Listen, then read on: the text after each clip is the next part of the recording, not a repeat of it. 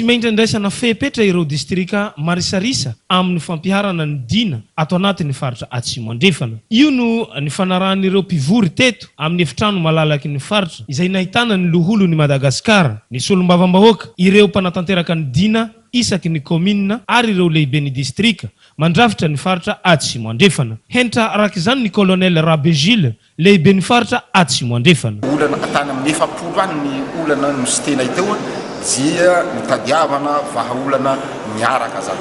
Dia io tsy maintsy arafitra zany hoentina hanatsarana an'izay mandeha an'izay an'io dina io.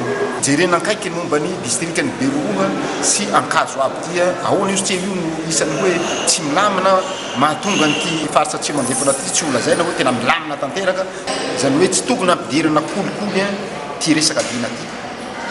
Tsy tokony hidirana resaka politika koa ny dina zany fa zavatsy napetsaky ny fitondram-panjakana izy io, napetsaky ny vahoaka izy io ho an'ny rehetrarehetra mba hampanjena fahalemana ny faritra Atsimo andrefana. Tonga niatrika ity fihaonana ity ny avy ao amin'ny birao mahaleo tena miady amin'ny kolikoly sy ny avy ao amin'ny fitsarana ary naneho ampahibe maso ny fahavononan'izy ireo fanometanana amin'ny fanatanterahana ny dina ny faritra Atsimo andrefana. Namaranana ny fotoana teto dia ny fizarana telefona sy marika manokana ary boky mirakitra ny satany dina be ho an'ireo lehibe ny dina any anivon'ny komina tsirairay.